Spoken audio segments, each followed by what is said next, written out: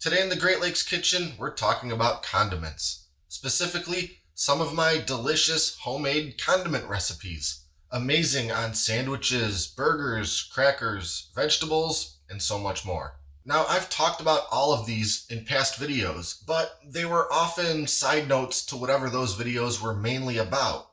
That is to say, some of these delicious condiments are pretty buried in those videos, and there's a good chance you missed them entirely. So this video here is all about 6 of my favorite condiments and spreads that will take your sandwich or burger game to the next level.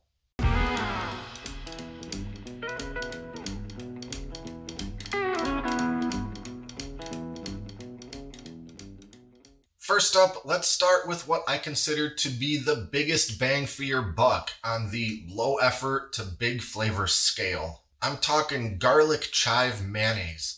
I first made this for my ridiculous pot roast sandwich recipe, and I've been a huge fan ever since. Super garlicky, super chive-y.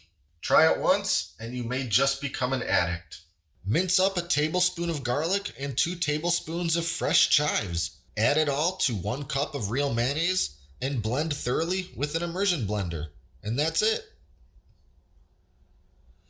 Next up, this is a spread that I came up with also for the pot roast sandwich. The roasted red pepper spread is a mild, slightly sweet, delicious complement to fatty meats or strong flavors like onion and garlic.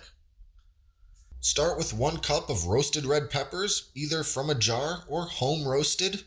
Add 1/8 of a teaspoon of salt, a 1/2 teaspoon onion powder, 1/2 teaspoon sugar, 1/8 of a teaspoon black pepper, 1/8 of a teaspoon cayenne pepper, 1/8 of a teaspoon dry thyme, and 2 tablespoons of balsamic vinegar.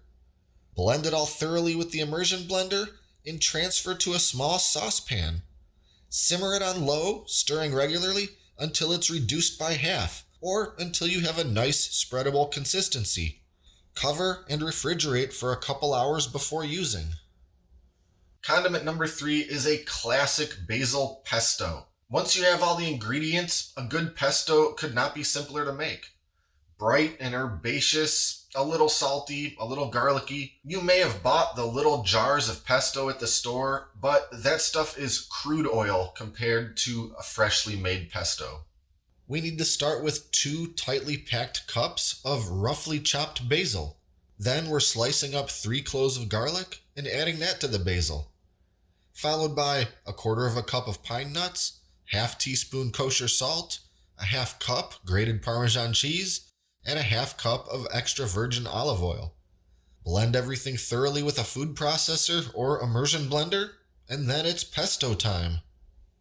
Out of this whole list, number 4 may very well be my personal favorite, because while every one of these condiments has its perfect uses, my sun-dried tomato spread is something that I can, and have, spread on practically anything and everything. If you like a really deep, rich tomato flavor, you're gonna love this. Spread it on sandwiches, smear it on meat, dip crackers in it. You may just find yourself wanting to fill up an old tin wash tub and baste yourself in it. In fact, a good friend of mine has taken it upon herself to name this spread Tomato Crack because she simply can't get enough of it. We're starting with an 8.5 ounce jar of sun-dried tomatoes in oil. And then we're adding 1 tablespoon of brown sugar, a teaspoon of kosher salt, a teaspoon of garlic powder, 1/2 a teaspoon of dry basil, and 1 tablespoon of white vinegar, followed by 6 ounces of tomato paste, or 1 little can. And then, you guessed it, blend thoroughly with the immersion blender and enjoy.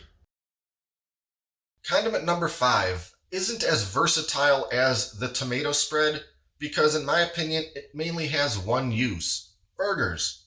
I started making this burger sauce when I set out to create the perfect venison smash burger recipe, and now I can't get enough of it on burgers of all sorts. Super simple to make, but it will absolutely elevate the flavor of any burger.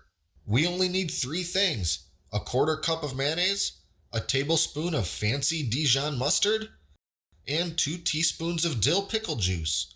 No need for the blender, just stir it all together and slather up those buns. And last but not least, condiment number 6 is beautiful scratch-made hummus. And I know you're thinking hummus is more of a dip than a condiment, and that's true, but have you ever spread some fresh hummus on a turkey sandwich instead of mayo? Give that a try and then come back here and tell me it's not a condiment. And because there's a bit more to making a fresh hummus than some of these other condiments, I'm not going to be able to get entirely detailed in this video because it's really an overview. But we'll go through the basics, and if you want to see the whole process, I'll put a link in the video description below so you can take a look. Soak a pound of dried chickpeas in cold water for 12 hours, or skip this step if using canned chickpeas. Then drain and replace the water, and add a teaspoon of baking soda and 4 garlic cloves, and bring it to a simmer. Simmer for 90 minutes. Drain the excess water and let that mush cool to room temperature. Blend in a food processor for 4 minutes. Then add 4 ice cubes and blend a couple more minutes. Then add 1 cup of tahini and blend another minute. Then add 1/3 of a cup of lemon juice and 2 teaspoons of kosher salt and blend 3 more minutes. And it's ready to eat. Top with some olive oil, sumac seasoning, or anything else you like. So there you have it. Those are my 6 favorite sandwich and burger condiments as of right now, so far. Who knows what we may do in the future? I may very well come upon the holy grail of condiments at some later time. But anyway, that's it for now. Be sure to like and subscribe and stay up to date with all our latest stuff, including future food videos. Thanks for watching, and I'll see you next time right here in the Great Lakes Kitchen.